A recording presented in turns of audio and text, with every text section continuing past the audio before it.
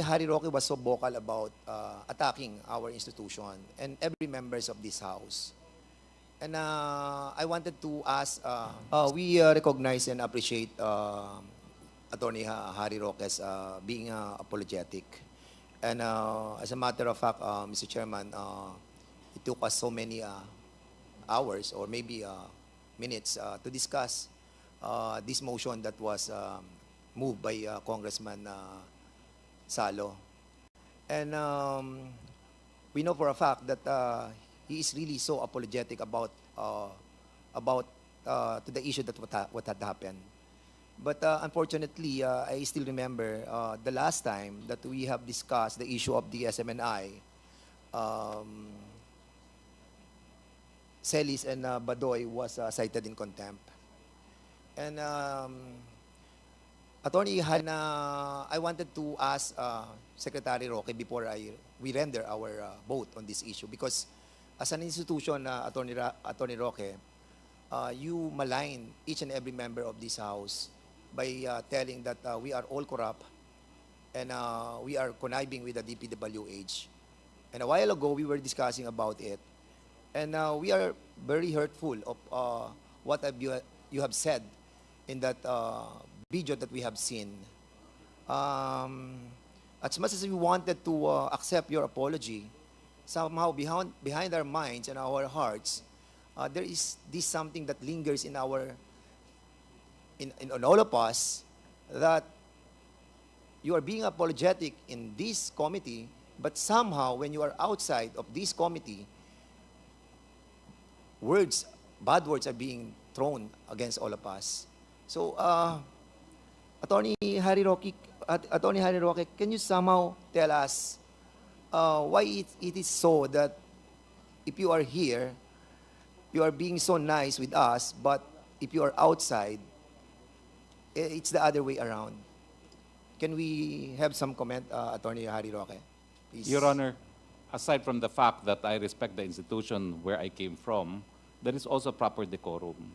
So I have always maintained that as a lawyer, I should be in top behavior while in Congress, and that is why there's a substantial difference when one is in the exercise of freedom of speech outside and when one is before an institution like Congress. No? Well, thank you very much for contemplating, Your Honors, whether or not this committee will cite me in contempt. I will, of course, accept it because I have no choice. But, Your Honor, I would like also to emphasize that the committee must abide with its own rules. No? And for now, I would like to make a query to the 4 committee secretaries of the Quad if we in fact have a quorum as we take this vote. Because I think as a person who may or may not be detained, I need to ensure at least that the rules are followed, that there be a 2/3 vote of the body, there being a quorum. And I do not know what quorum is involved, given that there is a Quad committee now, and which is actually a first as far as legislative history is concerned, no? That there are 4 committees. I'm just doing so, Your Honor, because I leave my faith to you, but that faith should, of course, be in conformity with the rules. But thank you very much, Your Honors. Yeah, Mr. Chair. my question, Mr. Chair. Mr. Secretary, is that are you being truthful with all your accusations against the institution and against all the congressmen when you deliver those statements after the contempt that was issued by all of us with Celis and Badoy? Your Honor, I still represent Celis and Badoy. And I raised legal grounds against the contempt. I said that there was no due process because in jurisprudence, there must be a show cause order before being cited in contempt. And I also said that the exercise of freedom of expression should not be deemed to be contemptible, especially under the facts of the Celis-Badoy case, because they were raising an issue of public interest. So I do not know what other matters the good chair is referring to, but I certainly know how the institution works. I respect the institution, But we all know that there are also abuses within the institution, no?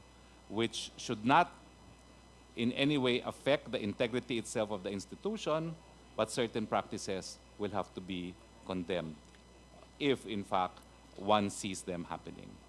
Yeah, we understand you're kind of representing the SMNI, and we understand as well that of your freedom of expression. But of course, you have established also friends among the members of this house, and with that collective accusations against all of us, that really hurt a lot of members of this 19th Congress. And that's the reason maybe we have a long discussion about your predicament because of that friendship that you have established in this Congress. But of course, we have to follow our rules. As what you have said a while ago, that there are certain rules that we have to follow. Painful as it may be, but you have a lot of friends in here, but we have to do our job. We hope you will understand that, Secretary Roque. Yes, Mr. Chair.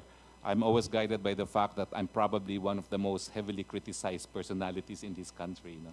And I have to take these criticisms in stride because of the importance of freedom of expression. And I would hope that all public servants would take to heart the decision of this honorable court, of the honorable court, that public servants should not be onion-skinned. But in any case, as part of my rights as a person who may or may not be cited in contempt, may I know, Mr. Chairs, if we have a quorum at least to determine if I should be cited in contempt.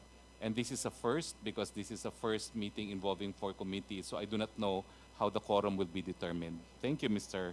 Chair. Maybe, Mr. Chairman, after this, we will be establishing if we have a quorum or That's or correct. none. Mr. Chair. But for the meantime, thank you, Mr. Attorney Harry Roque, for that reply. And Mr. I